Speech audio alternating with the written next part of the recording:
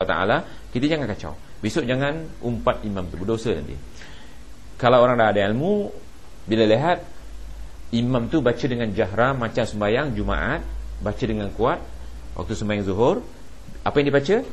Fatihahnya dan surahnya, kita jangan kacau. Dalilnya cuba lihat. Saya baca lagi sekali. Dalam riwayat Bukhari dijelaskan baginda membaca Al-Fatihah pada rakaat-rakaat tersebut dan kadang-kala menguatkan, menyaringkan suaranya sehingga terdengar oleh makmum. Makmum di belakang tak?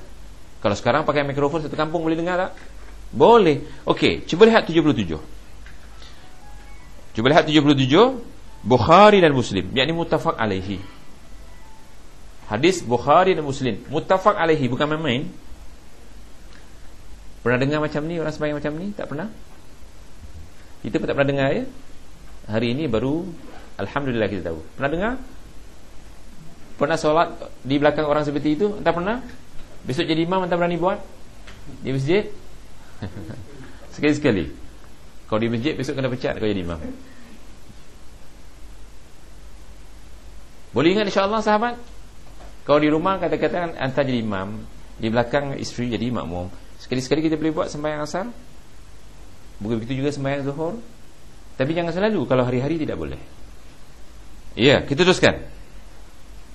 Dalam solat maghrib sampai macam ini ya, kita teliti supaya solat kita tu menyamai solat Rasulullah SAW. Dalam solat maghrib, baginda terkadang membaca surah-surah pendek kerana waktu maghrib pendek. Ya. Ada kalanya baginda membaca surah-surah panjang atau surah sederhana. Terkadang membaca surah Qul ya ayyuhal kafirun ya. Nanti anda tengok surah Muhammad, surah Muhammad 47. Kadangkala surah Muhammad 47, kadangkala membaca surah At-Tur 59. Terkadang baginda membaca salah satu dari dua surah yang panjang, yakni Al-A'raf untuk rakaat pertama dan kedua, yakni dibagi dua. Cuma satu lagi yang anda nak ingatkan. Ada orang-orang kita dia baca ujung-ujungnya sahaja, jangan. Baca awal, sambung ke tengah tak apa. Ataupun baca sampai setengah, kemudian sambung setengahnya dekat kedua. Tapi orang sekarang dia baca penghujung. Contohnya hari Jumaat, dia baca idza nudiya lis-salati min yaumil jum'ati fas'au ila zikrillah sampai habis. Sedangkan surah Jumaat tak panjang. Patut dibaca daripada awal baru disambung ujungnya. Tapi kalau dibaca ujungnya kemudian diambil ujung surah yang lain, itu tak ada hujahnya. Kalau tak hafal keseluruhan surah yang panjang, kita baca surah yang pendek, apa salahnya? Seperti Sabbihisma rabbikal a'la. Banyak saya dapati orang sunnah buat seperti itu. Orang sunnah yang buat. Jadi itu tidak ada hujahnya. Sekali lagi ya, kita ingatkan jangan buat seperti itu. Terkadang baginda membaca surah Al-Anfal untuk rakaat pertama dan kedua. Rakaat pertama dan kedua, maknanya dibagi dua. Al-Anfal panjang, dibaca separuh, dibaca lagi separuh. Dalam solat sunnah maghrib, sunnah maghrib ada tak qabliyah? Ada qabliyah. Rasulullah SAW tidak pernah melakukannya, tetapi Rasulullah SAW pernah membiarkan seorang sahabat yang sedang solat qabliyatul maghrib. Di dalam buku Ibn Taymiyah rahimahullah, dalam buku Majmu'ul Fatawa, dalam buku Majmu'ul Fatawa, kata Ibn Taymiyah ini bukan sunnah, ini namanya hasanah. Jadi sekali-sekali kita boleh buat. Tapi kalau hari-hari buat sunnah qabliyatul jemaah, itu tidak ada dalilnya. Ulang lagi sekali supaya kita jangan buat sesuatu yang menyalahi sunnah. Rasulullah SAW tidak melakukan sunnah qabliyatul maghrib, tetapi dibiarkan sahabat melakukannya. Ini dinamakan, kalau segi istilah hadis takrir. Hadis takrir artinya hadis persetujuan Rasulullah SAW terhadap amalan para sahabat. Ibn Taymiyah mengistilahkan solat seperti ini adalah solat hasanah. Jadi kalau kita nak buat boleh, kerana mencontohi sahabat yang disetujui oleh Rasulullah SAW. Jadi kalau kita nak sembahyang qablatul maghrib dan ba'diyatul maghrib, terkadang baginda membaca kalau ba'diyatul maghrib surah Al-Kafirun dan Al-Ikhlas. Maksudnya ba'diyatul maghrib baginda di rakaat pertama baca Qul ya ayyuhal kafirun, yang kedua baca apa dia? Surah Al-Ikhlas. Surah Al-Ikhlas. Surah Al-Ikhlas surah apa? Qul huwallahu ahad. Kemudian perhatian, Nabi memerintahkan agar membetulkan bacaan imam bila didapati imam keliru atau salah dalam membaca ayat. Ini bagi laki-laki. Bagi perempuan tidak boleh. Perempuan kena tepuk.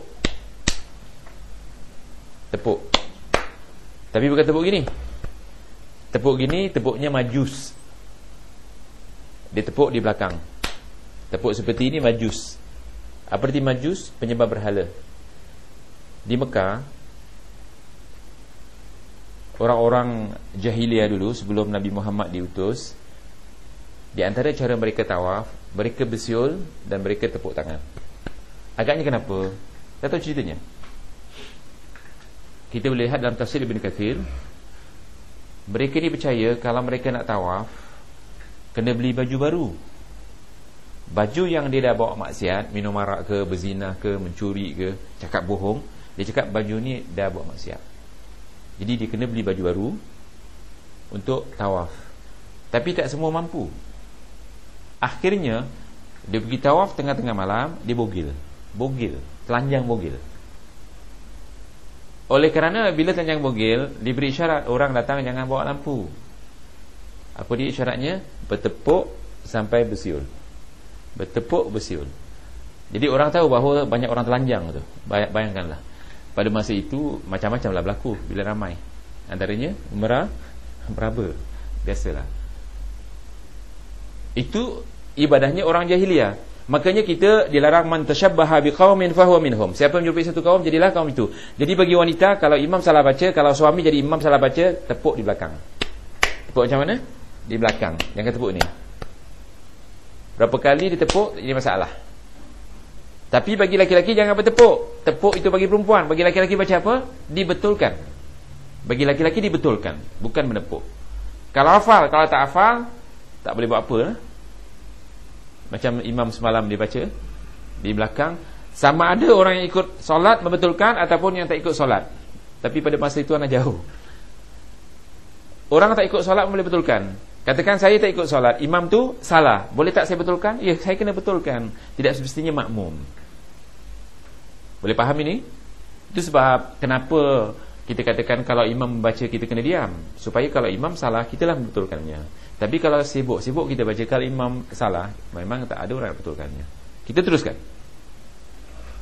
Jadi perhatian, Nabi memerintahkan agar membetulkan bacaan imam bila didapati imam keliru atau salah faham ataupun salah dalam membaca ayat.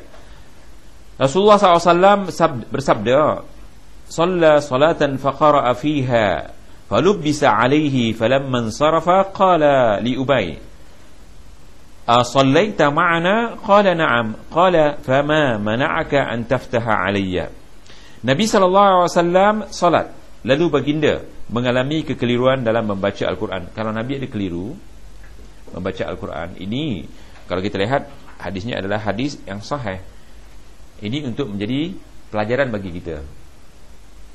Betul tak? Sebab kita disuruh sallu kama ra'aitumuni usalli. Rasulullah SAW, salat kamu sebagaimana kamu lihat aku salat.